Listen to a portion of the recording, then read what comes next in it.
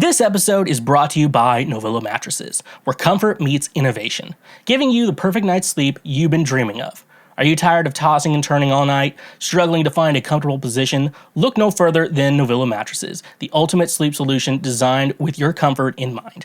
Experience the luxury of a good night's sleep with Novilla's advanced mattress technology. Their mattresses are crafted using the finest materials, providing the perfect balance of support and softness. Whether you prefer a plush feel or a firmer surface, Novilla has a mattress that caters to your unique sleep preference. But what sets Novilla apart from the rest? It's their commitment to innovation and quality. Each mattress is thoughtfully engineered to provide optimal spinal alignment, reducing pressure points, and ensuring you wake up feeling refreshed and rejuvenated every morning. Say goodbye to restless nights and hello to blissful sleep with Novilla's cutting-edge cooling technology. Their mattresses are designed to regulate temperature, keeping you cool and comfortable throughout the night. No more waking up in a sweat, just pure, uninterrupted sleep. Worried about allergens and dust mites? Don't be. Novilla mattresses are hypoallergenic and resistant to common allergens, ensuring a healthier sleep environment for you and your loved ones. And here's the best part. Novilla is committed to affordability. They believe that everyone deserves a great night's sleep without breaking the bank. That's why their mattresses are competitively priced, giving you the best value for your money. But don't just take our word for it. Join the thousands of satisfied customers who have already made the switch to Novilla. Even when your mom comes to my place, just know she's getting a great night's sleep, among other things. Experience the difference for yourself and discover what it truly means to sleep like you've never slept before. Using promo code Schweezy or the link in our description, you can save 10% off any purchase you make through Novilla directly. Ready to transform your sleep experience? Visit their website today and choose the Novilla mattress that suits your needs. Your journey to a better night's sleep starts now with Novilla mattresses. And a reminder, when you use our links, you directly support this show. Sing it now. Joy to the world, all the boys and girls. Joy to the fishes in the deep blue sea. Joy to you and me. Joy to the world, all the boys and girls. Joy to the fishes in the deep blue sea. Joy to you and me. What the fuck is up, Denny's? And what is up? What is going on, my fellow Schwoke lords? Did it weirdly click in or whatever? What the fuck's up, Denny's? Alright, I think we're good now. I don't think we're getting any, weird clicking ins. Alright. Welcome, one and all, to the Lord's trademark favorite podcast, Cancel Schweezy. Better known as, I already said, it's the Lord's trademark favorite podcast. Whatever. It's been a week, everyone. It's been a fun week. Substitute teaching adventures, which has become what the beginning of this show has become. It's just the worst time. If I'm going to talk about what I do for substitute teaching, I do not need to be doing it at the beginning of every episode. So if it's an employer or if someone higher up than me here's what I'm fucking talking about, I shouldn't do that. But you know what? At the end of the day, I didn't do fucking shit. So we can live with that reality, but no, I've been dealing with fucking high school kids. Last week,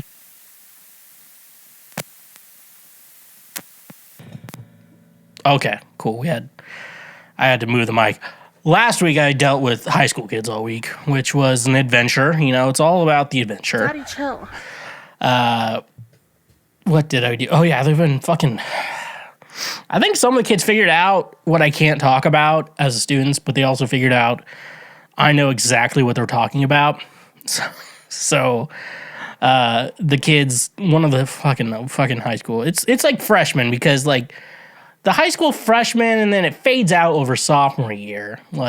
They still kind of act like I'm a more mature middle school kid and stuff like that. So they're just gonna be I'm gonna ask the teacher an inappropriate question for school.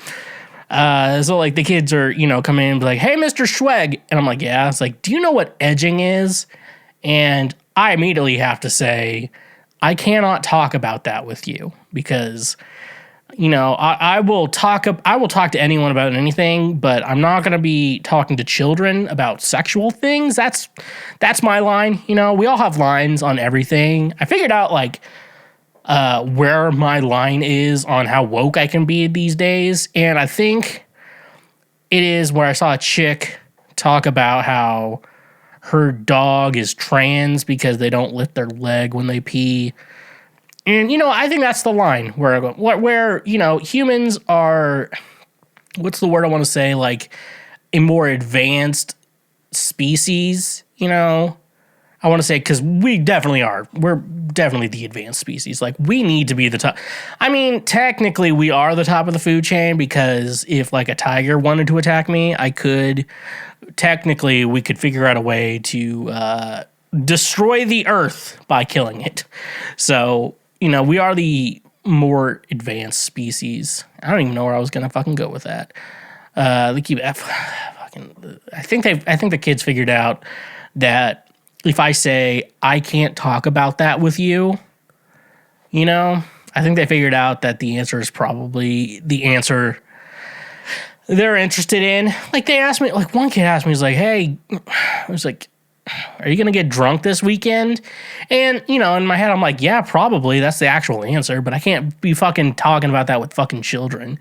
I'm like, one kid asked me if I was 21, which I do take as a compliment because I don't know. By the time the video gets to editing, I feel like I look. I don't know. I feel like I look like I'm like. Have I gotten sleep ever in my life? That's what I feel like I look like, but no one else seems to notice because I haven't seen your comments, and I wish we're still in good boy hours, so I can't cuss yet. I have to try not to cuss yet. Someone got mad at me I saw a comment about. It was like, you need to stop your swearing. And anytime anyone's being like, you need to stop swearing, I just think about my parents. And I think about other teachers too. I'm just like, I mean, look, a lot of swearing is, like verbal attacks on people, and they can be. But like the way I use it and the way a lot of kids use it, I'm like, if I say, God damn it, what I mean is like, something really bad just happened and I'm mad about it. Or I'm like, fuck. Proper context for words is really important to me. And so like that's why I'm not a fucking parent, dude, because my kids swearing up and down, I'm going to probably laugh. And if they use it in the right context, I'm like, I don't know what to do. They used it in the right context. If they're just be like, fuck you, dad, I'm like, you know what, you little fucker.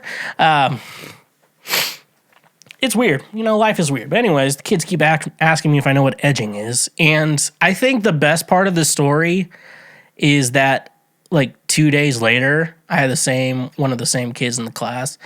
And I was just like, I put on music because I'm like, I'm bored. I'm going to put on music. The teacher's like, we need silence for the test. I'm like, nah, we need music so I can not be fucking bored out of my mind. And I guess I was listening to like my Apple Music 2023, most played songs, and Edging by Blink-182 came up, one of their new songs, and that was playing. And then a kid looked at the computer. I'm like, oh, I guess you do know what it means. And I've kind of been trying to joke with them that it's about yard work because that's a good joke and everything. But anyways, though, and like, I don't know, a kid was like, do you want a graham cracker? And instead of saying, would you like a graham cracker? They're like, would you like a graham? And it's like, you get to the point where it's like, hey guys, don't say that shit to me, because as your teacher, as a person, I don't care if you do drugs. That's your fucking choice. As a teacher, I have to do something about it. Some kids get they'll get really just like, they'll open up to you and shit like that, which is fine. For me, it's fine. For me, I feel like kids need a safe space sometimes, and sometimes you just need to talk to someone, and since like kids don't technically have health insurance, but they don't have like their own health insurance, like most parents are not cool with therapy. Like, I didn't fuck up as a parent. You just suck. You don't need therapy. You just suck. But most parents, they feel like they failed if the kid needs therapy. And we're like, life kind of sucks. So that's why we all need therapy.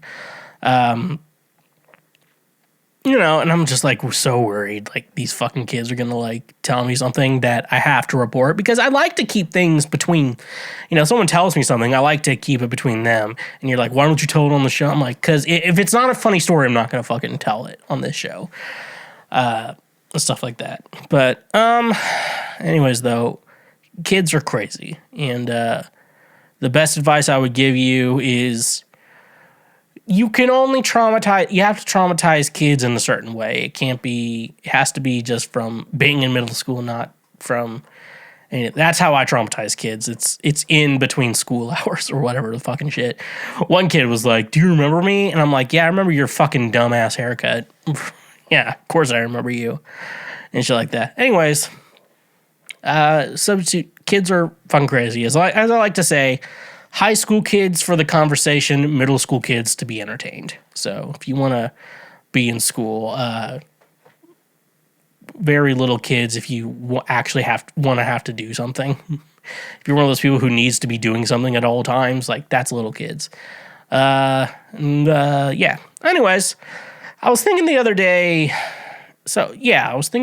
about Baby It's Cold Outside, because we were talking last week, we were watching Elf, and I said Zooey Deschanel's character was asking for it, and by asking for it, I mean she was singing Baby It's Cold Outside in the shower, and then it got upset when Buddy joined in for the duet part. Like that's the only time I would say she was asking for it. That's like literally the only time I'll probably ever say, yeah, she was asking for it. Like you don't sing a duet. If you sing it, I don't get in the shower and I don't go like, I know you can't give me what I need, and even though it means so much to me, I can't wait through everything. I don't sing the girl part. I don't know. I always end up on the girl part. I don't expect someone. I wouldn't sing that and not expect some guy to go in the, is this really happening? You'll know I'll never be happy again. But what you tell, we can just be friends. I'm not some boy that you can slay. We knew it'd happen eventually. I'm done. All right, I need to stop singing.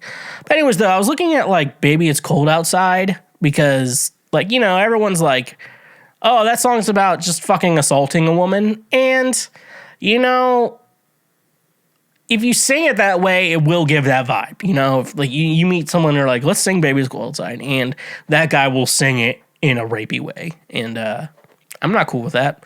But anyways, though, I was really thinking, like, I don't feel like this song really does have that rapey. It's all in the eye of the singer, like however you're just gonna sing it is the vibe it's gonna get. And I think a lot of guys who've been singing the song have been giving off the R word vibes, not Republican vibes, and not the other R word either. The one I actually did say earlier. So, anyways, though, this song came out in like 1944, and to be honest with you, I do think that this song is literally just foreplay. In 1944, it's like, I really can't stay, baby, it's cold outside. I've got to go away, baby, it's cold outside. I've watched It's a Wonderful Life enough times to know this song is adequate foreplay. Like, where are we? Like, is there something in this drink? I don't think Quaaludes existed back then in 1944. Don't look it up, okay? You're listening to podcasts because you're just going to assume everything the person says is facts, okay? That's why you listen to podcasts. So, simply must go. Baby, it's cold outside. The answer is no. Baby, it's cold outside. The welcome has been lucky that you dropped in so nice and warm. I think, I'm just saying, all songs can be interpreted, okay?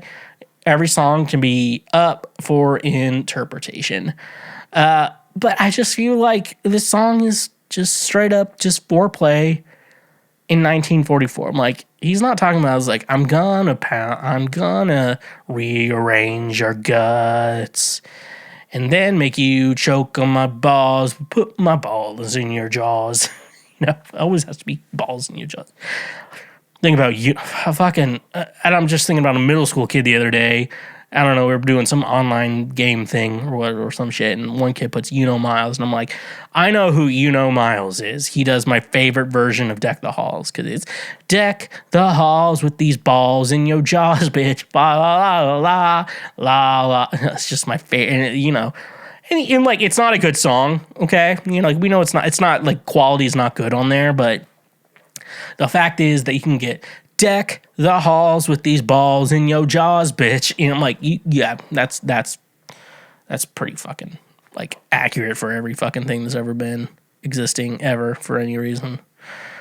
But anyways, though, I guess listen to my music under Schweezy. That's where you get your music from. My cover or my version of Joy to the World, the good version of Joy to the World, which is a combination of. It's basically a Christmas version of the Three Dog Nights Joy to the World. Pretty fucking cool song. Social media at TheSchweezy. I'm going to decide this soon, maybe over my little winter break, but I might stream again on Twitch, twitch.tv/TheSchweezy. Make sure you're checking out over there. Patreon, we have that. We have Cash App, we have PayPal. Those are all great ways to say thank you for being a friend. And make sure you do all the free shit you can do. If you're listening to the show, make sure you are going to YouTube and definitely checking out what we're doing over on YouTube, because we are still working on trying to be a partner on YouTube. And it's kind of one of those things where I want the stats on YouTube to be really good, where, like, if I look at all my stats together, I'm like, I'm it's always, I want better, but, like, it's pretty good, but, like, I want some YouTube people on there. And we post highlights over in that shit too. So make sure you're liking, leaving comments, and subscribing. All the normal YouTube shit you're supposed to do. But if you're on the audio platform, leave a review and give a 5, 4, 3, 2, or 1 star rating. So I have this Twisted Tea. I was literally in my car overnight because I just needed like $20, so I go to like a gas station and just get like the cash out. So I guess here's to feeling good all the time. Nothing to see when you got the tea.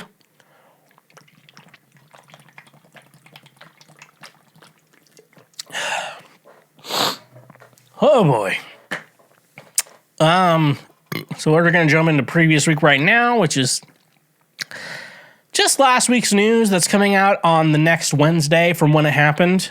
So, as we all would say, let's just jump into it. All right, from the Roy's Report. Hi, Julie. I followed you on Instagram. Maybe I need to contact you. I should contact you. You're not checking out this show. We talk about fucking Marilyn Manson removing his spine to suck his dick, and then you're like, why isn't Julie Roy's checking out my show? Even though, just like, like, okay, maybe I need to invite her, and she can be like, okay, it's a podcast. Don't look into it, please. Or you heard the Roy's Report, which means we're fucking going into that fucking asshole again. International House of Prayer founder Mike Bickle confesses to inappropriate behavior 20 years ago. This is America, you dumb son of a bitch, okay? Honestly, though, for Mike Bickle, This is the type of guy you get. I mean, prove me wrong. International House of Prayer Kansas City founder Mike Bickle today released a statement admitting inappropriate behavior 20 years ago. I sadly admit that 20 plus years ago, I sinned by engaging in inappropriate behavior. My sins were real. Bickle wrote, however, he added, I am not admitting to more intense sexual activities that some are suggesting. Bickle said he hates his sin and sincerely repented in a way that resulted in receiving assurance from God, followed by a daily resolve to live holy in all of my ways. Today, I remain sorrowful about those past failures. Bickle's confession comes 7 weeks after he was publicly accused of sexually abusing multiple women over several decades.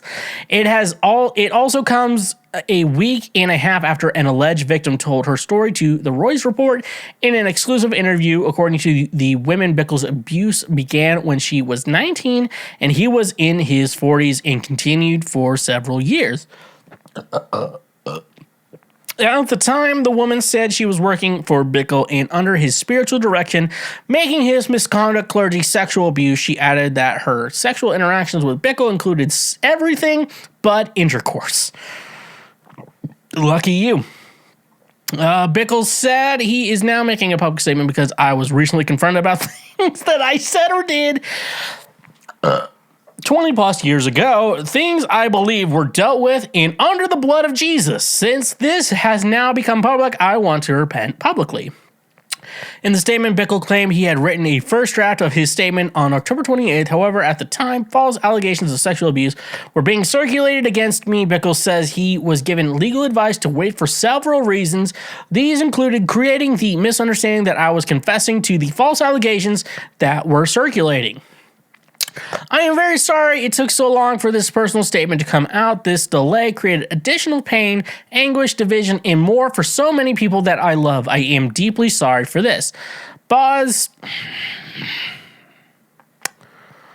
Okay, Boz.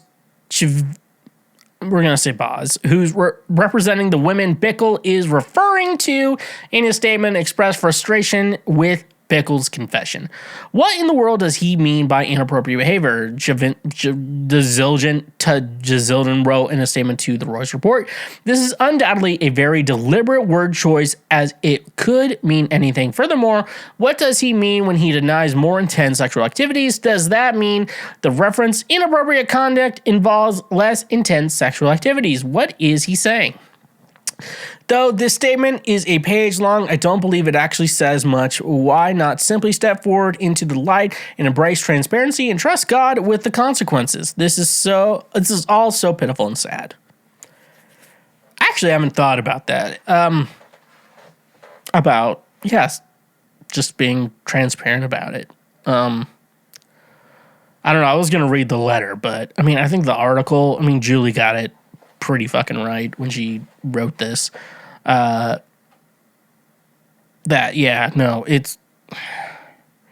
the fact that, you ever just know, you remember when you were a kid and your mom was like, apologize to your brother, and you apologized to him only because you didn't want to face the wrath of your mom. You didn't actually care. If you didn't actually, because apologies are like, you have to mean your apology, but when your mom's like, apologize to your brother, when I go to students, apologize to him and give him a hug,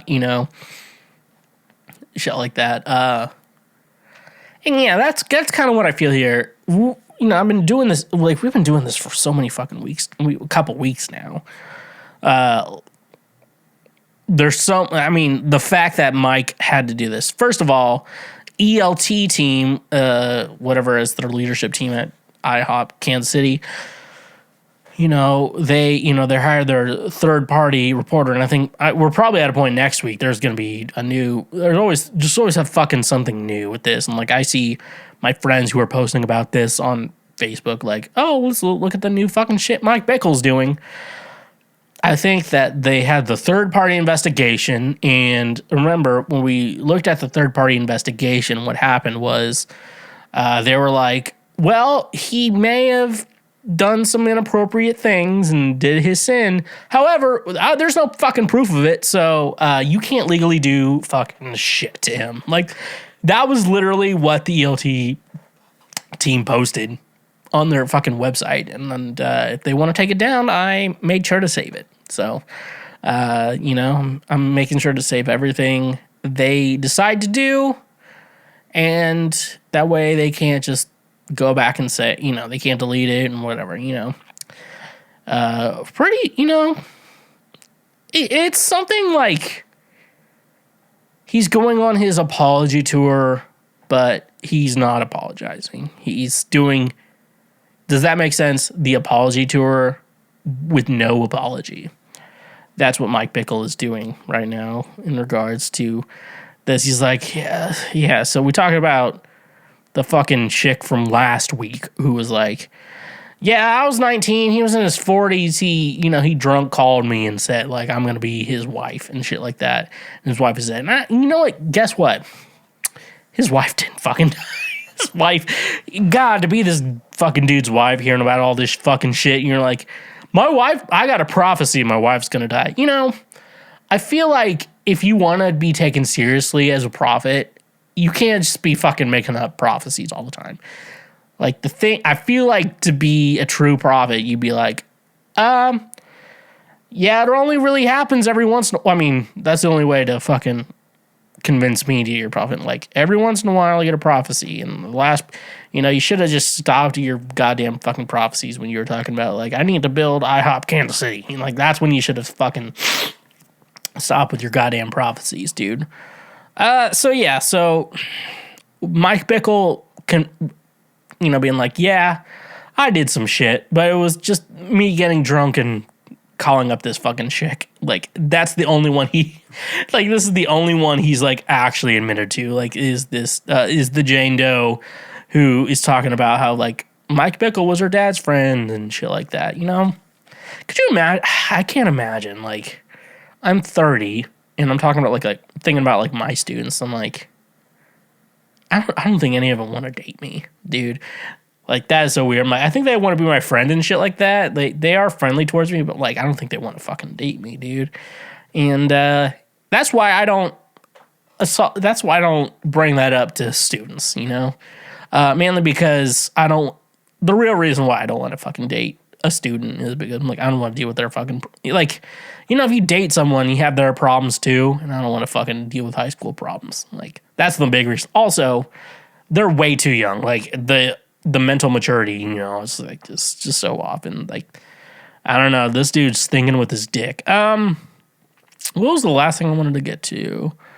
Oh yeah, so it's the transparency that Mike Bickle needs to do. So that you know, the Christians really believe, and you know, as a former one myself, I get to say this. You know, we talked about it a couple years ago, not on this show, but me and my friends. We talked about it a couple years ago on, you know, Joel Osteen. Remember when Houston was being affected by those hurricanes? Was it Harvey? I can't even remember. We get so many goddamn hurricanes because of global warming. Like, I can't even keep track about the one a couple years ago in Houston by a couple years, probably 2017, which is forever ago, but doesn't feel that long ago. Like, remember Joel Osteen was like, fuck you, stay out of my goddamn church, even though his church was flood-proof. Like, they put the money in to make sure it wasn't, and they're like, no one gets in. No one gets in this fucking building. Even though, you know, churches are supposed to be the places where, like, hey, I don't have a home. You know, like, churches are supposed to be that, and Joel Osteen's like, fuck them. And then Joel Osteen's excuse was like, what about the insurance? And then at the end of the day, you know, you're supposed to be like, well, it's, you know, Jesus was like, help the poor, help the needy, and stuff like that. And you're saying, like, we can't help the poor and help the needy because of insurance reasons. But yet you worship a God who anything is possible. Like, all things are possible through God. So jot that down. You know, you worship that guy, and you can't just say, like, oh, well, God, you know, like, these people are struggling right now. We need to help them. And God is going to make sure that we don't have any insurance, you know, problems or whatever. Like, you can't trust God on that shit, you know, but you can trust God to be like, oh, you can give me $50 million or whatever and shit like that. It's weird. And this is what I think about Mike Bickle. It's this idea that he can't be transparent about who he is because I think he knows that everything he does is a sham. He's a false prophet.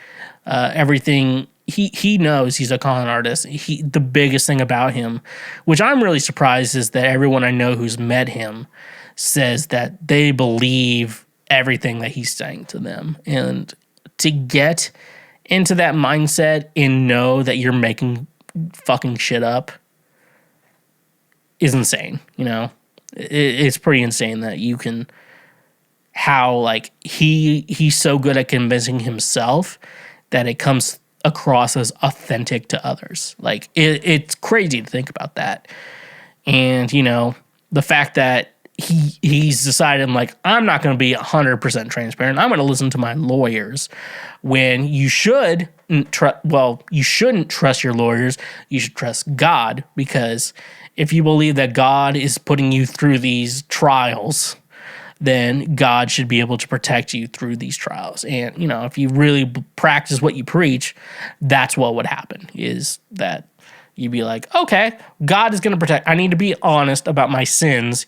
You know, we look at King David and Bathsheba and shit like that, you know, like I need to be honest about my sins and really go forward and really just admit what I've done wrong. And though, you know, as I say, I am a prophet of God, as he would say, then God will protect me, you know? God, you know? And he's like, God's not going to protect me. I need a lawyer. Goddamn. You know? Interesting fucking shit here, you know? Mike Bickle's not willing to confess everything he's done because he does not trust God. Hey, Mike Bickle, if you're listening to this, first of all, let's schedule an interview because we all know we're all wanting to talk to you. And guess what? Once I meet you and realize you're human, I'm going to be a lot nicer to you because that's what happens. I like make fun of people and then I meet them in real life and I'm like, oh, I don't want to be a dick to you anymore.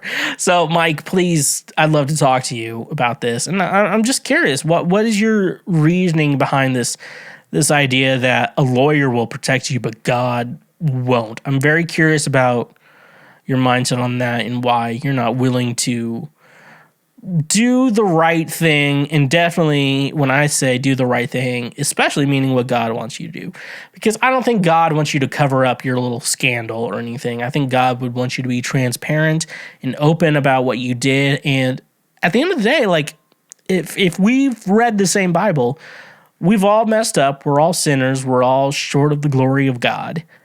And, you know, I think you want to admit and own to that, you know? Bunch of interesting things that, you know, Mike Bickle, who is basically a false prophet. I will say this, Mike Bickle is a false prophet, and he's also a con artist. Like, he's definitely a con artist at this part. You know, yeah, that's all I'll say. Let's put a sound drop in here. Be gone, fucks! All right, next article we got is TMZ. We all know them. They're the shittiest people on earth. Here's this article from them.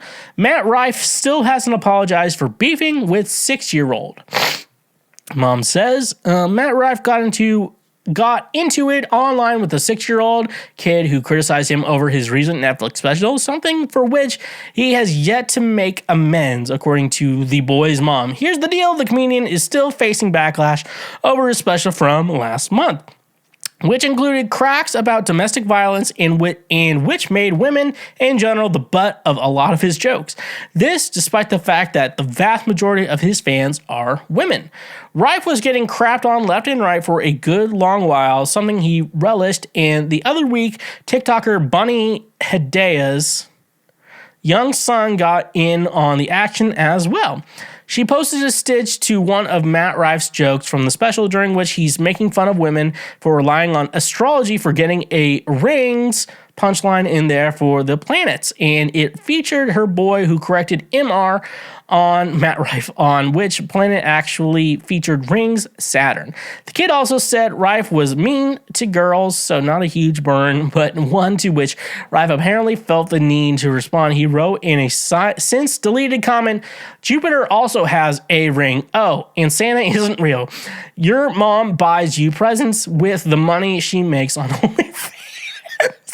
Bruh, good luck. Yeah, it ain't great. And worse yet, Bunny says he hasn't said sorry. She tells TMZ while Rife has yet to apologize, she said she would only accept one through changed behavior, namely switching up his tune on how he talked to / about women. However, she says based on what she's seen about him, she ain't holding her breath. Bunny says Rife doesn't seem like the type of guy to take accountability. See his response to the special needs helmet joke controversy, and she believes he needs to look deep inside himself to figure out why he feels so much aggression towards women and children, and to attempt to heal himself once he figures out the root cause. For what it's worth, Bunny tells us she didn't make her son privy to Matt's insult to him / her, telling us she's careful with exposing him to too much social media at this age. Ignorance is bliss. You know, I'm looking at this situation And you read the title, and you're like, Matt Rife hasn't apologized for beefing with 6-year-old. You're like, you look at that and you're like, why is a grown-ass man who is very successful beefing with a 6-year-old? You think that. You hear the title and you hear that. But I'm here to tell you, I actually read the article. I just did, right in front of you. And let's look here. A 6-year-old, first of all, 6-year-olds should not be on the internet, okay? Like, the access to the internet a 6-year-old should be very limited. I'm from the millennial generation that grew up with the internet when it was the Wild West. And though it's better now, I would say do not let 6 years old is way too fucking young to watch that. And also, you let your 6-year-old son watch Matt Rife's comedy special on Netflix. Like, you're a bad fucking parent. And also, I don't think you have the best mental genetic bloodline when your parents decided to fucking name you Bunny, okay? Your parents named you fucking Bunny. So I don't think you have that much fucking room. Just another I'm defending men against women. But, like, at the same time, this mom, let's look at it. This mom let her 6-year-old son, 6 years old, that's kindergarten, maybe first grade, younger first grader, but 6 years, that's the age we're looking at here. You let your son watch what I would say MA-17, where that's that's where my Matt Rife's like comedy is. I like Matt Rife. I think, well, do I like Matt Rife? I've watched all his comedy stuff from the YouTube and Netflix, and I've enjoyed it. I like comedians who do crowd work, so I think Matt Rife really sits well with me.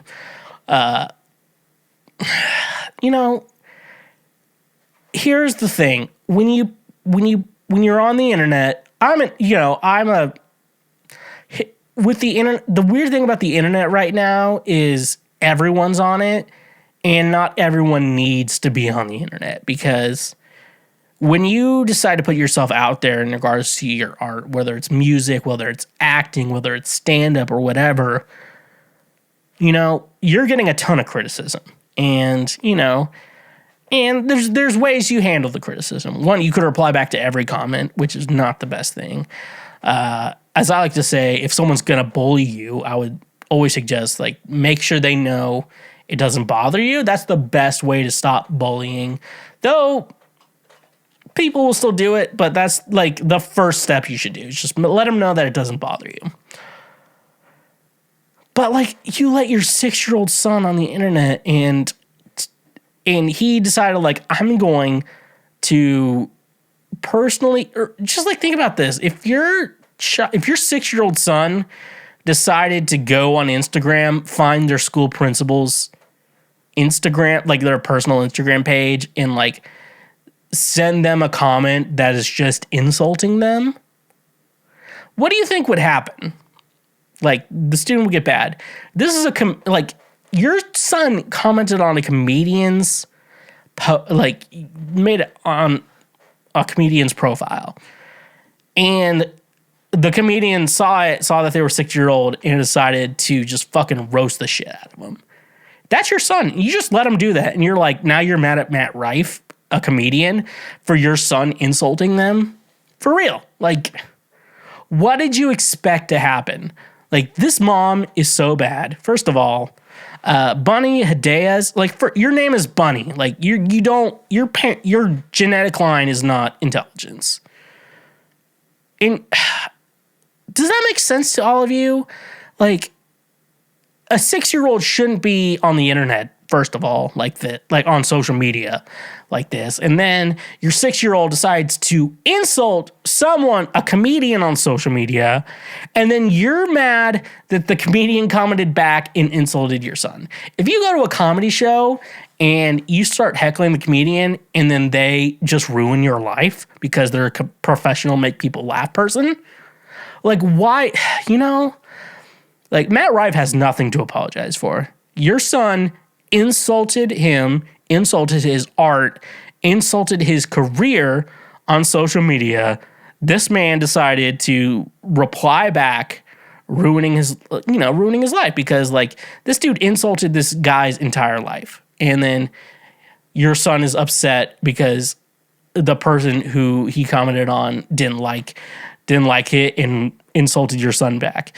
You're just fucking stupid, and I really hope your son gets taken away from you. Like, for real. Like, your son deserves to be taken away from you because you're not fit to be a parent. If you think that it's okay for your son to insult someone on the internet, but if someone insults them back because your son insulted them, you're a bad parent. And I definitely think this person should probably have their son taken away because, one, they're a fucking horrible parent if they're just allowing their 6-year-old son, 6 years old, on social media and to just let them full access to the internet. And like, you're letting your 6-year-old son watch Matt Rife. And I like Matt Rife, but a 6-year-old should not be watching Matt Rife. A 6-year-old should not be watching this show or listening to this show, whatever. And I'm very fine with opening to admit that. But if your 6-year-old son leaves a comment insulting me, you better believe I'm going to fucking insult them back. And I agree with Matt Rife. Matt Rife should not apologize. You need to apologize to him because you're insulting his entire career, his entire living, his entire work. So I don't know what you're fucking expecting out of this, but you need to fucking get a little check to reality. That is my opinion. Last article we got here. We're going to be real quick about this. I think I need to finish this segment. From People Magazine, Luke Combs apologizes after unknowingly filing $250,000 lawsuit against fan who sold unofficial merch. Luke Combs doesn't want to end up in court with any of his fans after a local Florida news outlet reported resident Nicole Harness was sued for $250,000 by Combs' legal team for selling unofficial merchandise featuring the country star's likeness on Amazon. Combs posted to TikTok on Wednesday to apologize, claiming the lawsuit shouldn't have been filed. It's 7:27 a.m. here in Tennessee. I woke up at 5 a.m. to use the restroom. The first thing I saw is this: a woman that's being sued by me for $250,000, said Combs in the video, telling users he was completely and utterly unaware of the lawsuit before seeing the report. On Tuesday, WFLA published an interview with Harness, who explained she sold 18 Combs-themed tumblers for $20 each, making a total of $380 before she was sued in an Illinois federal court, among other defendants, all of whom were ordered to pay $250,000. Harness, who experiences congestive heart failure, told the outlet the lawsuit was sent to her in an email that landed in her junk folder while she was in the hospital, causing her to miss the 21-day response window. Upon returning from the hospital, Harness learned she was locked from accessing money in her Amazon account due to the matter. It's very stressful. I don't have money to pay my bills, she told WFLA. I just want this resolved. I didn't mean any harm to Luke Combs. I quit selling the tumbler. I pulled it down. I just don't understand. In his TikTok video, Combs explained the issue and revealed he spoke to Harness directly to make things right. We do have a company that goes after folks, supposedly large corporations operating internationally, that make millions and millions of dollars making counterfeit t-shirts, things of that nature, running illegal businesses, and apparently this woman, Nicole, has somehow gotten wrapped into that, and that the Forever After All performer, that makes me absolutely sick to my stomach. Combs added that his manager spoke to WFLA before he personally spoke to Harness. She told me that she was absolutely shocked by this. I'm so apologetic, he said. It makes me sick, honestly, that this would happen, especially at the holidays. I can't imagine being in her shoes. Harness informed Combs that $500 was being held in her Amazon account due to the lawsuit and the Grammy nomination, blah, blah, blah. In order to help further Harness, Combs announced plans to start selling a similar tumbler on his website and donate the proceeds to Nicole and her family to try to help her medical bills. The item is currently for sale on Combs' website for $20. Hopefully that can help her out, he said. Again, this is unbelievable. I was completely shocked, added Combs. It made me sick. If this is something that I would never do, I would ever do. This is the type of person that I'm not, blah, blah, blah, blah. Okay.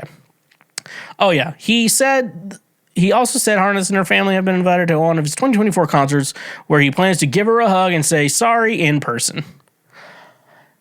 Yeah, this is a very interesting kind of article because obviously don't be selling merch for another artist, but it's also interesting, it's interesting that Luke Combs, when you're like a smaller artist, it's like, everything goes through like the artist itself. Like that's how it is. Unless they have a weird team, then they deal with like everyone's shit and stuff like that.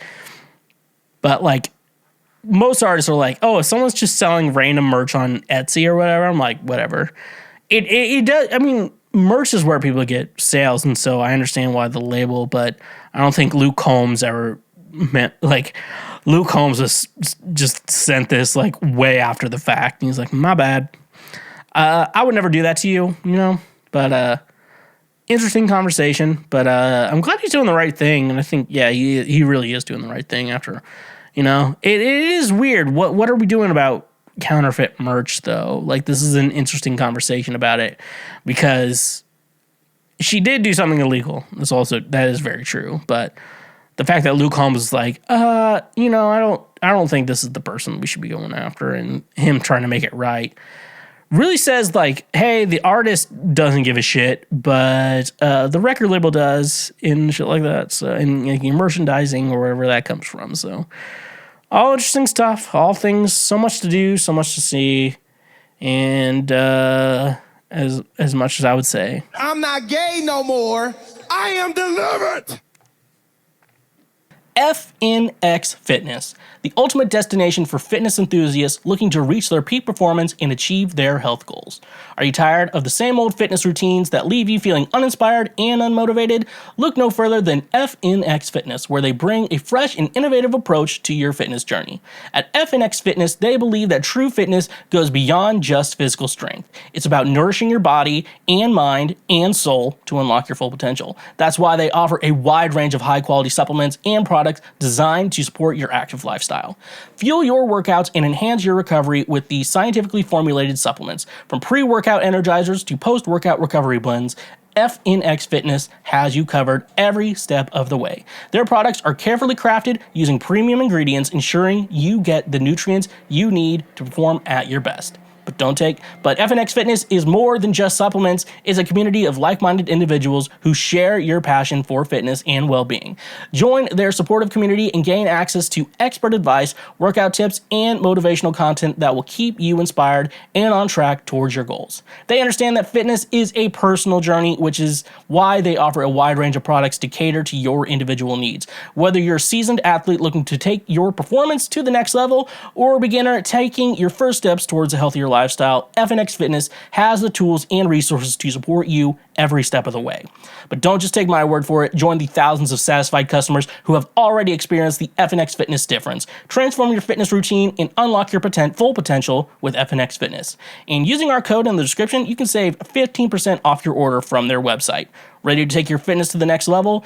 Visit their website on your nearest retailer today and discover the power of FNX Fitness. Elevate your performance, fuel your passion, and become the best version of yourself with FNX Fitness. And a reminder, when you use our links, you directly support this show. Cash App, the easiest way to send, spend, and save money with just a few taps on your phone. Are you tired of dealing with the hassle of carrying cash or waiting in long lines at the bank?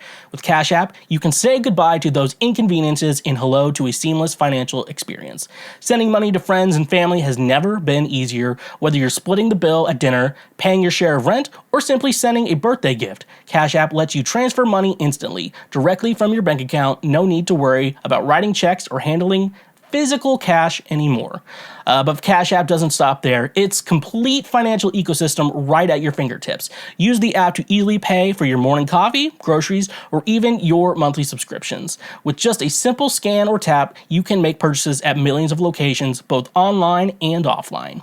And here's the best part. Cash App helps you save money too. With its innovative Boost feature, you can unlock exclusive discounts and cashback rewards at popular retailers, restaurants, and even your favorite services. It's like having your own personal saving assistant, always looking out for the best deals. Worried about security? Cash App has you covered. With top-notch encryption and advanced security features, your financial information is always protected. Plus, if you have ever had any questions or concerns, Cash App's dedicated customer support team is available 24/7 to assist you.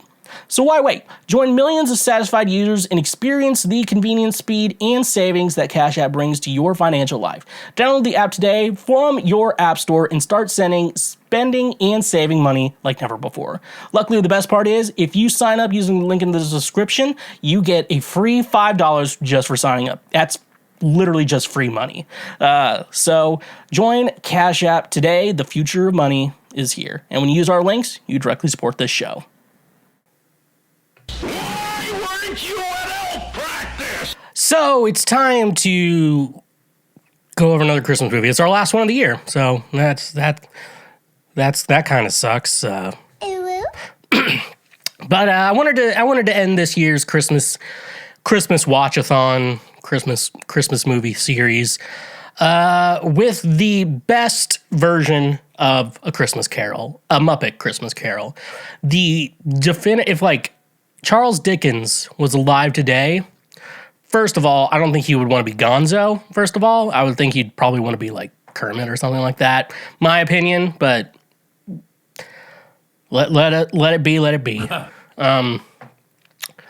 But yeah, no, and everyone agrees that this is the best version of this story, and Michael Caine did not need to go as hard as he did on this one. He went so fucking hard as Ebenezer Scrooge, and he needs to be celebrated for that. He's probably like, I don't think Michael Caine's probably not doing.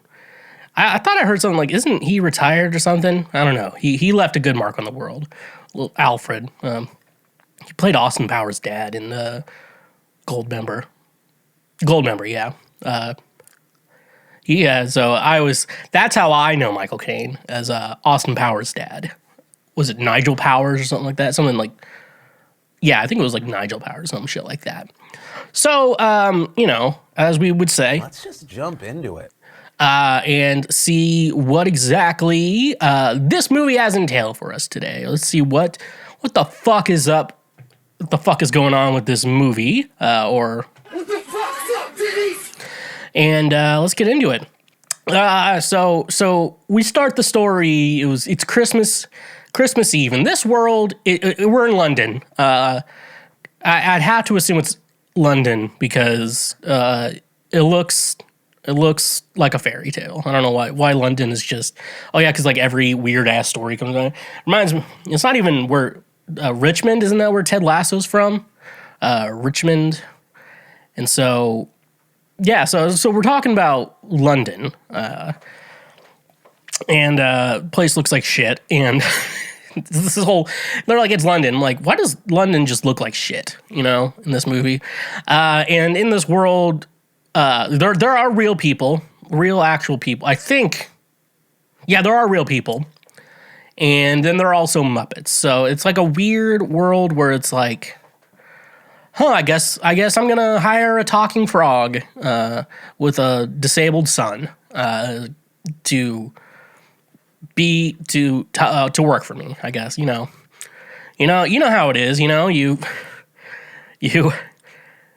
You're like, I need the best employee ever to run these books, and the best one is just a frog with a disabled son. That's who we're seeing. Somehow Palpatine returned. So we're introduced to Ebenezer Scrooge, played by Michael Caine. In my notes, it says, a cold-hearted, stingy... Man proposes and God disposes. A cold-hearted, stingy... Come on, Mark, don't be stingy. Grumpy and selfish moneylender does not want to share the merriment of Christmas. And, I actually had to, like, Google, like, what the fuck does... He's like, humbug. And I'm like, what the fuck does that even mean? Is my keyword working? So I'm gonna look up what humbug means, because I thought it was, like, something, like, wishing the opposite or whatever. Yeah, deceptive or false talk or behavior. His comments are sheer humbug. So people are like, Merry Christmas, Mr. Scrooge. And he's like, go fuck yourself. It's basically what he's... Basically, that's what he's saying to everyone, just go fuck yourself. And he has a nephew. Somehow, he doesn't breed, but I think his nephew, he has a nephew. So he has a brother, Ebenezer Scrooge, and then there's like Fred Scrooge or some shit like that. So I guess Fred Scrooge coming to theaters next year. Like his nephew's a just a normal, nice guy. And like, hey, I should invite my uncle Scrooge I should invite my uncle to Christmas. And he's like, go fuck yourself too. So that's pretty much Scrooge. He just tells everyone to go fuck themselves. And then like people are like showing up to like, hey, can you donate some money since you're like the richest man in London? And he's like, go fuck yourself. So a big theme with Ebenezer Scrooge is just him telling people to go fuck themselves, or as my little cousin would say. So then we're meeting his fucking frog employee, Bob Cratchit. He and all the other rat employees, his crew is just a frog and a bunch of rats. That's who we hired. I would have, I don't want to be discriminatory in the Muppet universe, but if it's between a frog and a human being to be a bookkeeper, I'm probably going to hire the person. I'm probably, it's no offense to the frog or anything, but like, I don't know. We need people. It's like you wouldn't let a dog, you're not going to hire a dog to babysit a baby, Like you wouldn't do that, I just say I'd probably hire a human to watch a baby, I'm not going to hire an animal, okay? Sorry if that's a little unwoke of me, we all have a limit on how woke we can be, and I think where it comes to me, it's like I'm going to hire a human over a frog. Just me, but to each his own, I guess. To each his own. You can do whatever you want, guys. So yeah, his little frog and rats, they're like, hey, do you think we could have Christmas off? And like Scrooge he kind of had a little bitch fit. And he's like, why the fuck would you want Christmas off? Like, we're going to be fucking busy as hell over here in the fucking moneylender business. Everyone's going to come in for a loan on Christmas Day. That's literally what's happening. That's what, like, literally his logic here. It's like, do we need to be open on Christmas? No. Guess why?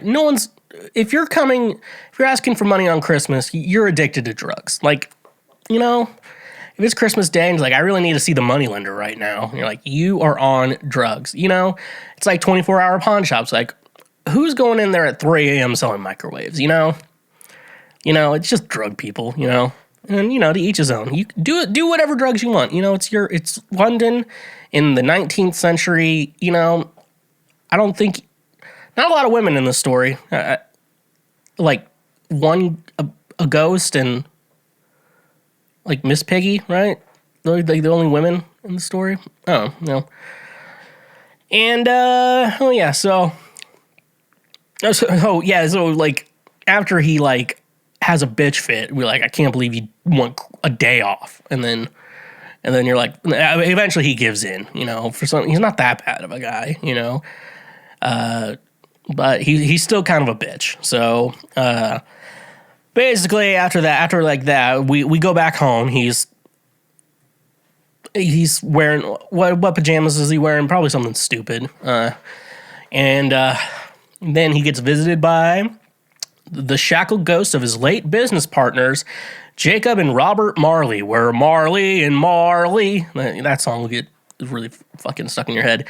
They're like those two old guys. What was it? The Old Guy Muppets. Old Guy Muppets. Which is, thank you for showing me an image first. Statler and Waldorf. How am I supposed to remember that? Statler? How am I supposed to remember that name? Statler, Waldorf? How do they expect me to? How am I expected to? Which is basically just my dad and his friend Steve, like in real life. Like, you go to a movie and two people won't shut the fuck up. That was my dad and his friend Steve. And after they sing a song, they're like, "You're gonna be visited by 3 ghosts tonight. Get ready, because the only way to get rich people to do the right thing is to traumatize them. Remember that, Jeff Bezos. We're coming for you." So after they sing their song, the first spirit is the creepiest fucking little baby angel ghost thing I've ever seen in my life. Holy fucking shit was that thing scary. Like, to a point, like, do we need, like, everyone's like, baby Renesmee from was it whatever Twilight movie it is, the one where Jacob and Prince Honor, when we're all like, you didn't have to write that, you didn't have to do, you didn't have to do that, But yeah, Jacob imprints on a baby, and this is a baby just like it, but honestly a little bit worse. So they go to the past while Charles Dickens, Gonzo Dickens, and Rizzo, before Rizzo. They go to, he used to be like a boy under Foswig, where Mr. Fezwig in the original story. Oh, okay, so it's Fozziwig in this, but Fezwig, that is actually pretty cool. Here, okay, I'm just going to read my notes here because I don't know if I'm going to be able to explain this. Owned a rubber chicken factory, Fozziwig and his mother throw a Christmas party where Scrooge meets a young woman named... Oh, yeah, there is another woman in this. I forgot he's trying to get laid. He falls in love with her. And then, Scrooge chose the grind. He chose the dollar bills over bitches, which is kind of respectable, but, like... I feel like you can probably have both. You can have bitches and money. Usually they go hand in hand with each other, Scrooge. How you fucking fumbled that baddie is a real problem, dude. So yeah, he's traumatized. Yeah, so first of all, he's traumatized by, he's like, now I miss my ex, and you're like, now I miss my ex. And so you made him feel bad. And then they go to, then at 2:00, he gets visited by the ghost of Christmas Present. Big fat guy, just one of the fattest, like my cousin Royce, the fattest man alive. And then, basically what this ghost doesn't do shit. This ghost goes to people's house, everyone's house everyone who's talking shit about Scrooge, like, they're going over to their house. Like, we're going to go to everyone's house that's talking shit about you. And you're like, I don't feel good. I don't like that. This is another way to traumatize someone. They also, the surprising part of this whole story, because they're all, my notes, I don't know why. I'm just like, I don't know what these notes are. This is my problem. I don't know why I'm making these notes. He's like, in his stinginess. Come on, Mark, don't be stingy. Come on, Scrooge. Scrooge, come on. Come on, Ebenezer. Come on, show me that you like me. Come on, Scrooge. That's my hole. That's where it spits. So, then they go to... And the weird thing is he does have compassion, because then he meets... Somehow... Doesn't, like, everyone's work, like... It's kind of like... It comes up, like, you have a kid, or if you have a kid, don't you usually... They usually come up in at least a little bit in a conversation with coworkers, but Scrooge just learns that Bob has multiple kids and one disabled child named Tiny Tim. Now, we could just call him Tim, right? We don't need to call him. Do we have to call him Tiny Tim? That's kind of an insult, Tiny Tim. Like, we can just call him Tim, right? I feel like we can. I'm gonna respect him a little bit. Just because he's disabled doesn't mean you can just start making fun of his height. So I'm just going to call him Tim. Tim is disabled also. And basically, then they go to Christmas Future, I guess. They go like 1 year later, and they go like, 1 year later, and then, Tiny Tim. Oh, sorry for my slander. Tim passed away. Sadly. What disease did Tim have? Something little frogs. Oh, and I also need to talk about fucking Bob Cratchit's family. So he's a frog, and then Miss Piggy plays his wife, obviously, because Kermit's into those thick bitches, And don't you think the kids would be monster hybrids of pigs and frogs? Not like the girls are pigs and then the boys are frogs. Right? They should... I'm no doctor, but, you know, that doesn't, you know, I watch kids do work on little genetic shit, you know. I know that's not how the shit works. So I'm smart. I know that's not how fucking the world works. I'm up at Christmas Carol. I know if a frog and a pig fuck, probably nothing's gonna happen. Obviously, they just got the wrong kind of sperm and the wrong kind of animal. But I know if you can get pregnant, that baby's gonna be an abomination. It's not gonna be like girls are pigs and boys are frogs. That's not how fucking gender works, okay? This movie's from the 90s, okay? And then we get to the Ghost of Christmas Yet to Come, who they did make scary, all right? They did make scary. He was creepy. Still not as bad as the angel, the ghost baby. It still wasn't as bad as that. Basically, this guy shows him, well, first of all, I think they see Tim is still dead. Our bud Tim, he's still dead. Didn't come back to life. From what disease? Still don't know. And then now we're in the future, and Scrooge is dead, and the world is literally a better place. The world is literally a better place because of it. So now he has to do things out of spite. Oh yeah, and they're like selling his old shit or whatever. Like, cool shit. And then I guess that. I think was that the final straw, like them selling his shit, that he's like, I need to become a better person. And so he does, he makes like some little dude buy a giant turkey or duck or chicken or whatever. I don't know, something. Yeah, turkey. It's just like the smallest animal possible. It's like, hey, here's some money. Go buy shit. Is everything open on Christmas in London? Like, it's like, oh, this place that sells a giant turkey, that place is open. And also, I think the turkey was cooked, and like turkeys take a while to make. You know, like that's why Thanksgiving people like prep in advance for a turkey. Yeah, they just have it ready to go. Oh yeah, he does reconcile with Fred and Fozziwig.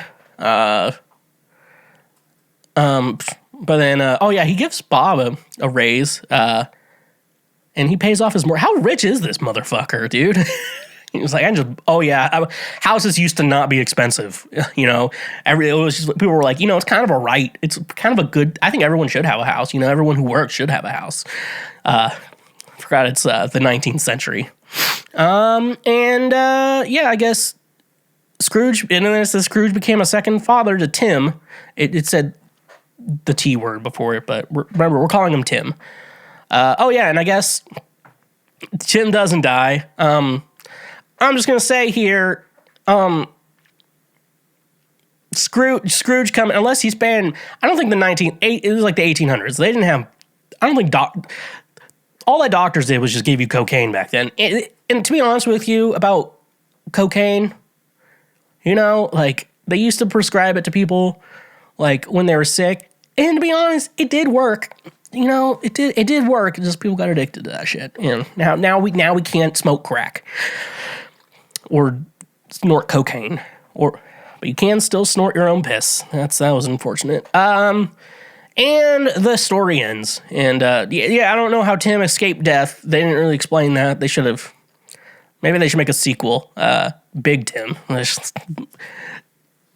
Not so tiny little Timmy is not so tiny anymore. What do we learn from this movie?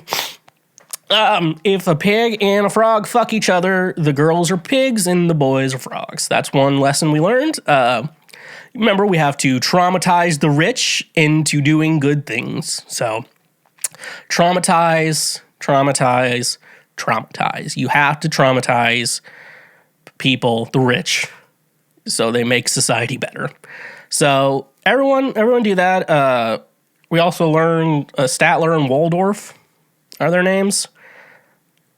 Steve and my dad. Just my dad and his friend Steve.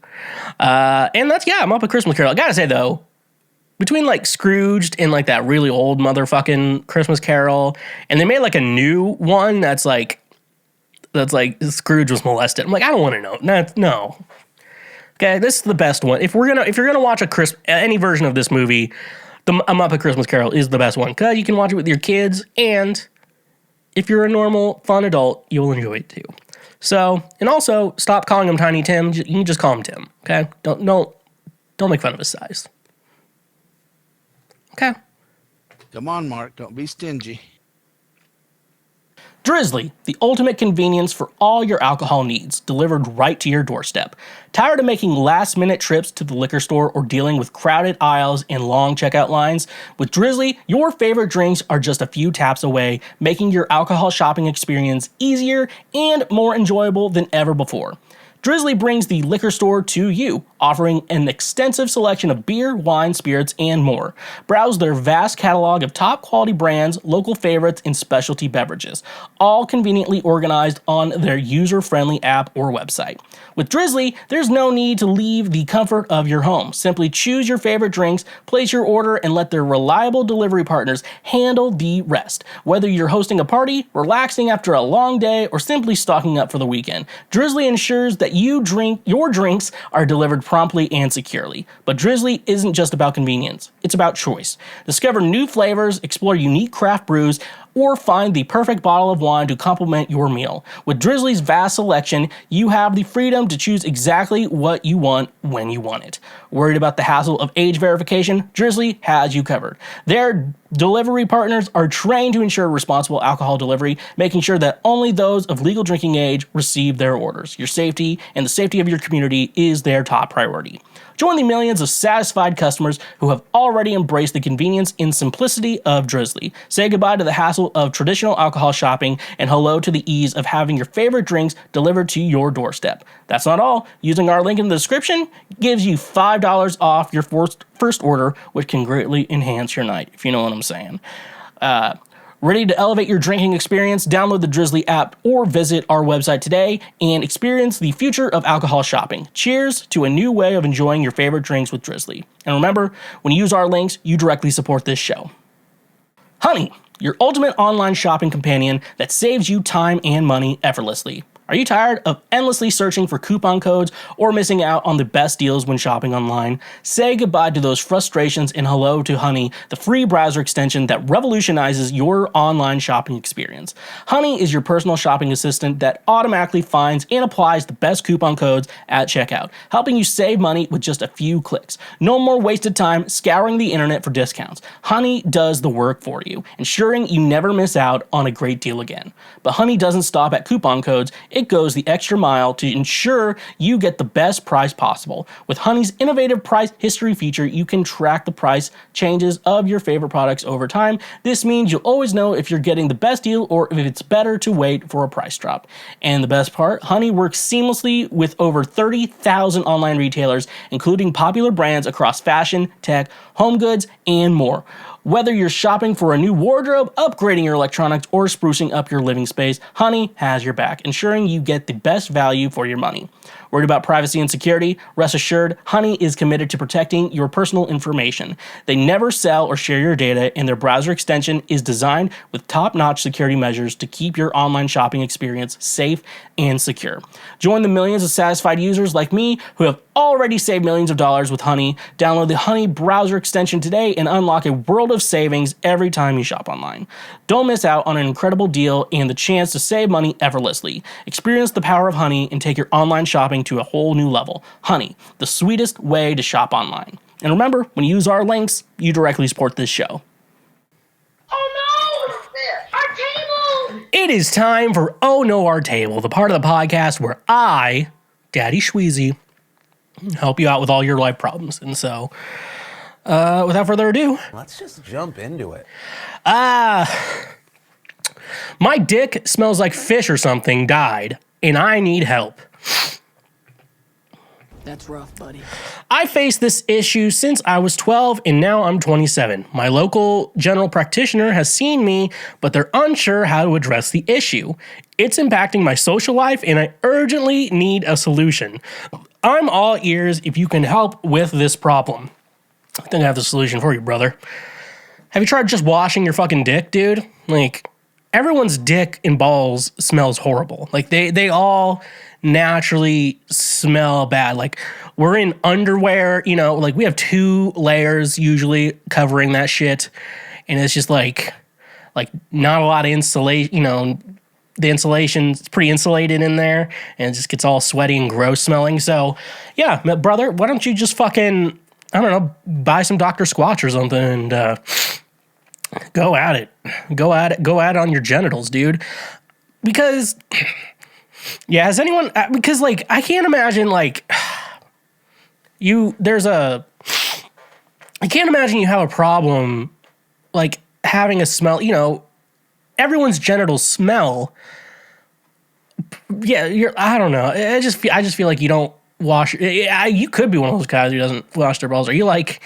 I don't think Josh Casey. I don't think he washes his. He probably doesn't wash down there. Like I always give it. I honestly probably scrub my balls harder than anything else. You know, you get the pits. The stomach is just kind of right there, so I do that. You try to do a little bit on the back. Every once in a while, you reach down to the feet. You know, sometimes you really got to clean in there. Other times, I think just the soap rundown's fine.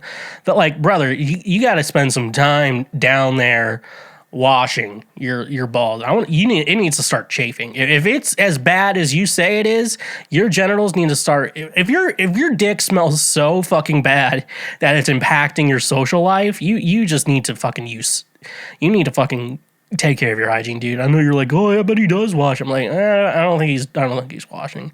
Well, he probably thinks he might be treating his dick and balls like we do our feet, you know. Like every once in a while you scrub down there, but like not all the time, you know. It's like maybe you need to really dig. You might need to get a loofah or something, just a specific ball loofah, you know. Loofah for my balls. I think Cancel Schweezy needs to make that. Ball loofahs. That'd be hilarious, dude. I'd love that. What do you use to manscape? I've tried many different instruments in my manscaping search. I found the electric foil razor to be best, but even then, sometimes there's the chance of a nick. I don't know if there is a better way that I'm missing. I feel like the Manscaped website is just a bunch of marketing. Am I wrong? And for those of you who like all natural, kudos to you. Me, however, not so much. I like Buster and don't want to hide him in a bush. Well, not my bush anyways. Not my bush anyways. So I use the Philips Norelco. Yeah, the Philips Norelco one blade, face and body. That's the one you got to get. So it's pretty skin safe. You can go up, down. You don't have to worry about direction or anything. It's just super easy. I've suggested it to women who have some fucking roast beef down there. And ladies, men make fun of that shit, but like we don't care actually. You know, we don't care about your meat curd. Like it's not like a problem. Like, but it's fun to like laugh at. You know, it's like split your ham. You know. This fun. So I don't want women complaining to me and be like, "Why you always got to make fun of vaginas, Schweezy?" I'm like, it's because I love them. That's why. But yeah, I've heard women who have them big labias. Yeah, they'll use this too, and I've suggested to them, and they say they use it and love it. So that's the one I like. Nicks wise, you can get a little bit of nicks, but like you should also like you shouldn't be fucking going full throttle down there. Let's go full throttle. You shouldn't be doing that. You need to like be gentle and kind of take your time going on it. I like to do it, maybe like wash them off or whatever, and then shave it, and then shower some more or whatever. That's one thing I like to do because if you sometimes you get a little nick or whatever, but then if you wash yourself, usually I don't know, somehow like the water stops it. I don't know if that's not how it's supposed to work. I need to see a doctor, but that's my suggestion. Really, I think a razor is gonna be different for everyone. So that's what I like, and I think it's I think it works great. So and if you want personal reviews, please go talk to your mother. Got him! So yeah. So shave your balls, boys. Some guys don't have hairy balls. Like I get like hair right up the fucking shaft, dude. So I'm like I gotta at least trim down the areas I want to mouth on. So that's how you get That's how you get mouths on your wieners, gentlemen.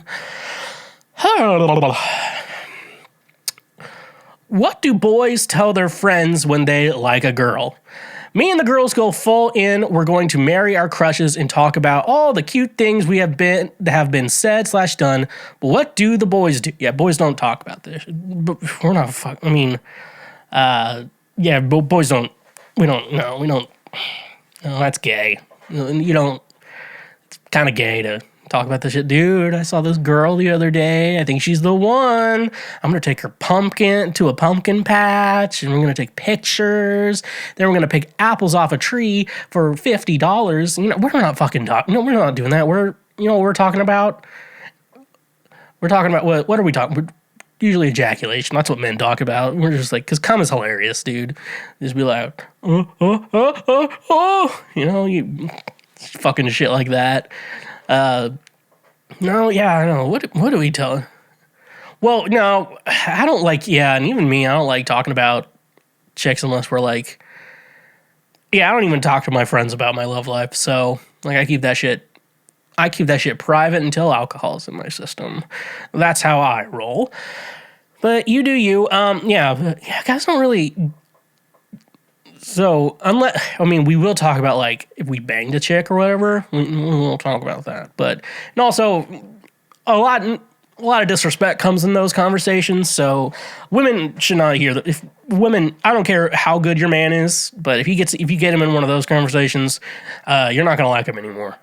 Trust me. Like, you're going to find, like, I didn't realize he was this gross, dude.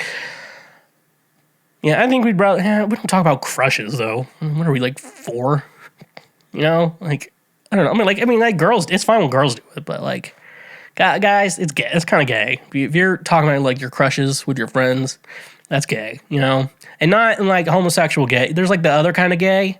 You know what I'm saying? Like how Europeans dress, kind of gay, you know? Like they wear like neon Puma shoes and like some fucking weird ass shirt, you know? Like gay, you know?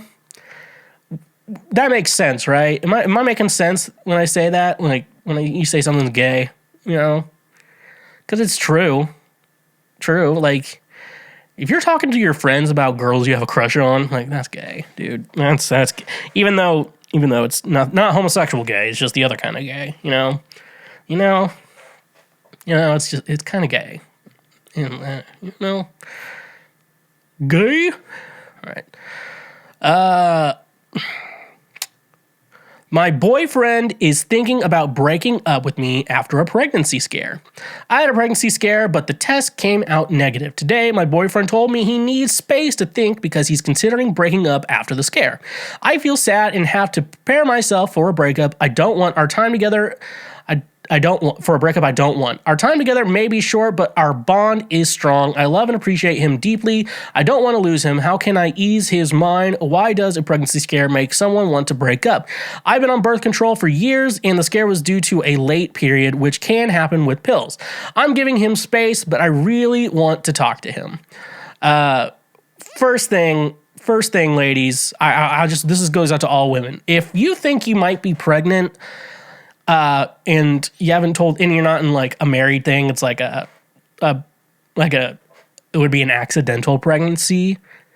Make sure that shit is confirmed. Confirm that shit, or at least take like a couple tests, you know, like confirm that shit first, and then tell the guy, okay? Because you know, like it's a scary fucking thing if you're not preparing for it, you know. You're just like, you get told like, I'm pregnant. And I think it's yours, and you're just like, what?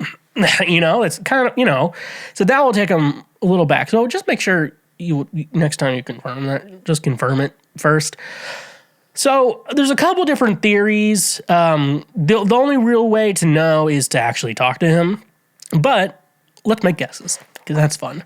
I'm making a short guess. I'm making a little guess here that I don't know how, like, because I'm putting myself in his shoes, and I feel like you saying, like, I might be pregnant, and then he might be realizing, and this is going to be kind of hard to hear.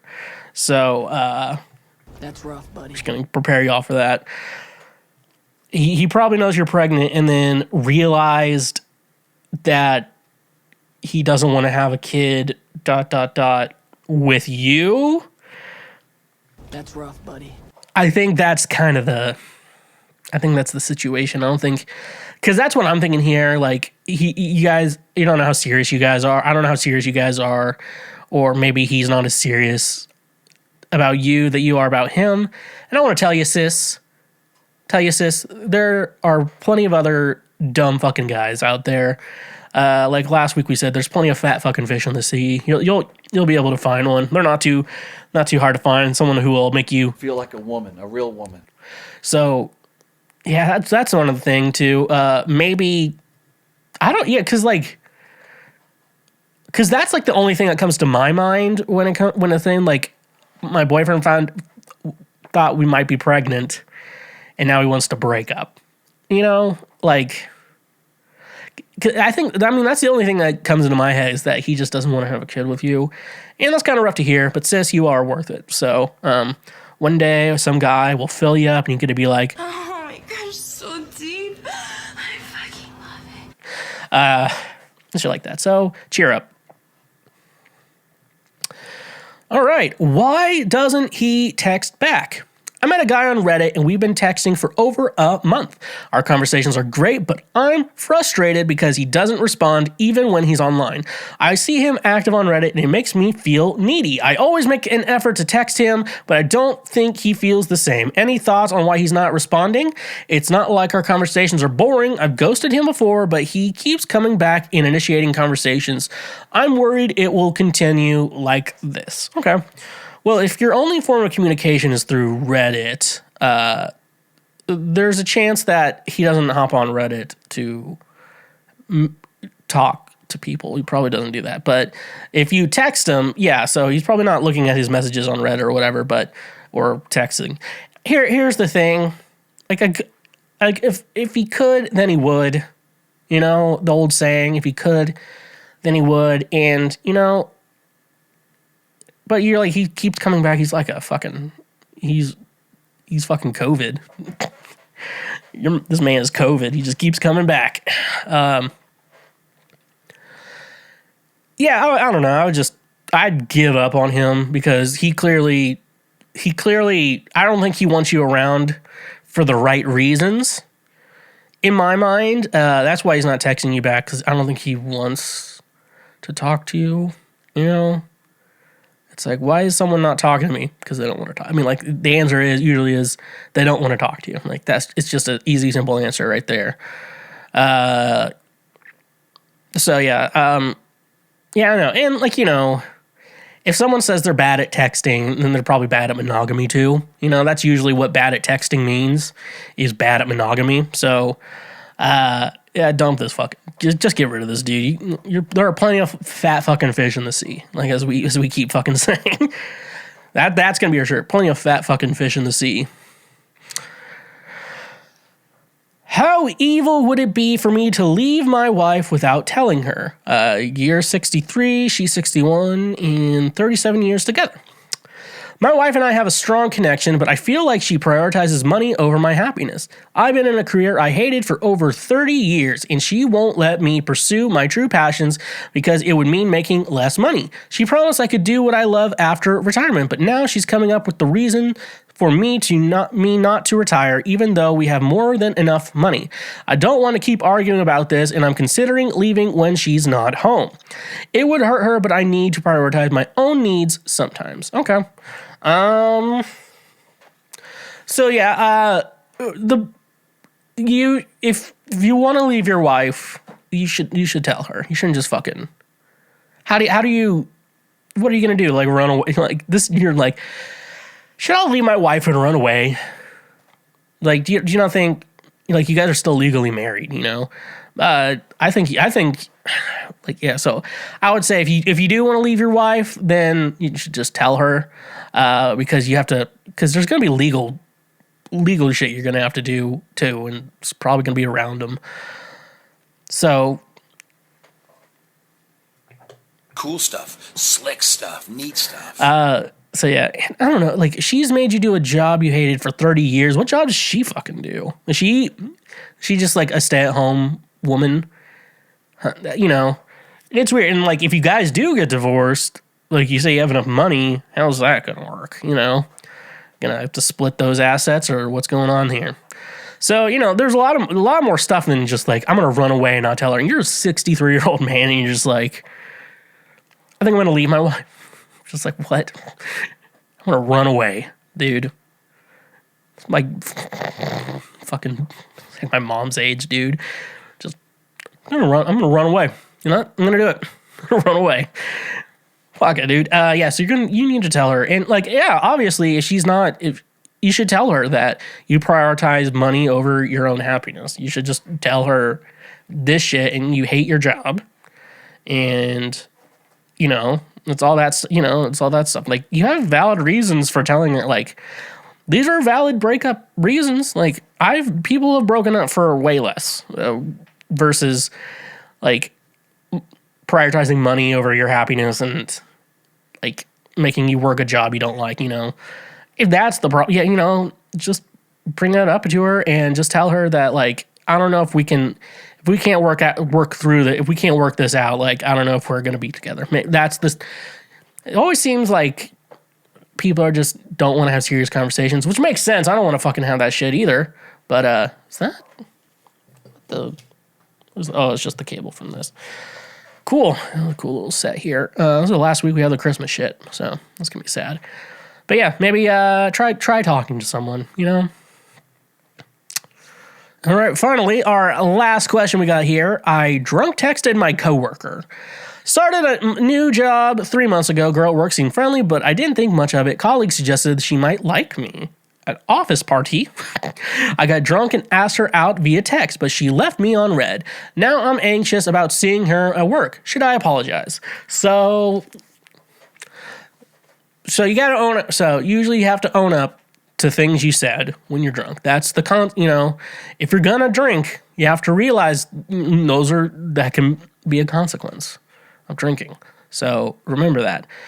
Now I'm curious though, in your asking her out drunk text, were you like inappropriate or like the wrong kind? If not, then just ignore it, you know? Just ignore it. Who cares? You know what? Fucking, like, really, you have to shoot your shot. You know, if you want to date, you have to shoot your shot. And if you're going to shoot your shot, sometimes you're going to miss the shot. So, you know, you miss 100% of the shots you don't take. That's Wayne Gretzky. But some people miss 100% of the shots they do take. So, Oh, brother, this guy stinks! So, yeah, you know, if you're not inappropriate or anything, like, who cares, you know? You got to shoot your shot. You know, if you never know if you don't go, you never shine if you don't glow. Rest in peace, Steve. Yeah, I would say I just don't think anything of it. And guess what? If she doesn't want to go out with you, she doesn't. Just decide to just don't make it weird, you know? It's like, just don't be weird about it. All right. And then just be friends. And then just move on. You know, there are plenty of fat fucking bitches in the sea. Plenty of fat bitches in the sea. Called manatees. There's plenty of manatees out there for you. So you shouldn't have to apologize. Yeah, you should only apologize if you were inappropriate. You know, like if you say it was like, show me how those big tits fart. You know, like you may need to unless she thinks it's funny. Then, you know, and honestly though, if you tell a chick like, show me how those big tits fart, and then she doesn't laugh at it, like she's not a cool person. Like if you go up to her and be like, damn girl, you show that ass, you know, that's funny. You know, that one's funny. Like that one's hilarious. That is not sexual harassment. Saying, damn girl, do you shit with that ass? That is not sexual harassment. And I will die on that. If I ever say that to anyone and they're just like, here's proof you said it, I'm like, I didn't stutter, you know? It's like, that's a compliment. Do you shit with that ass? You know? It's like, that ass is so amazing. I can't believe can't believe turds come out of it. You know? So yeah, that's the tricky thing with dating, you know, coworkers, you know. It's like, you know, it's not going to work out. It's just going to be kind of weird, but you know what? You have to shoot your shot.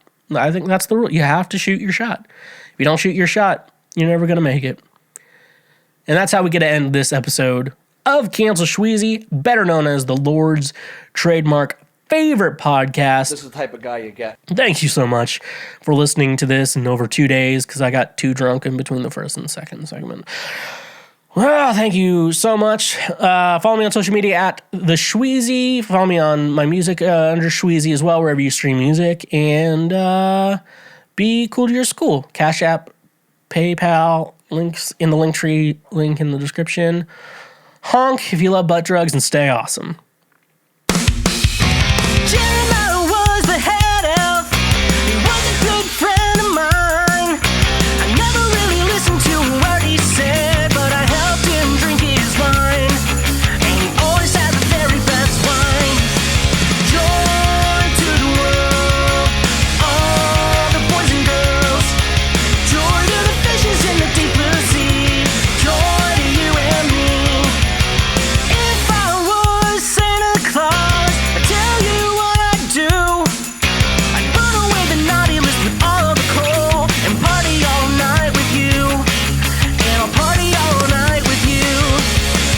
Joy to the world, all the boys and girls. Joy to the fishes in the deep blue sea. Joy to you and me. Woo!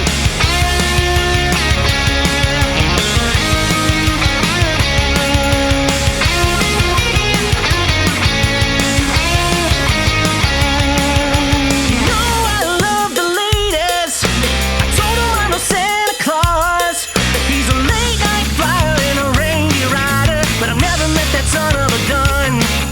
That holly jolly son of a gun. Sing it now. Joy to the world, all the boys and girls. Joy to the fishes in the deep blue sea. Joy to you and me. Joy to the world, all the boys and girls. Joy to the fishes in the deep blue sea. Joy to you and me.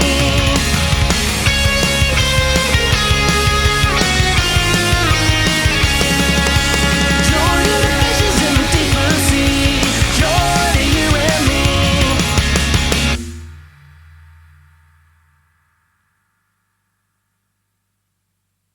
Thank you for tuning in to Cancel Schweezy, the Lord's trademark favorite podcast, and joining me on this incredible journey. I hope you've enjoyed the valuable insights and engaging discussion I brought to your ears.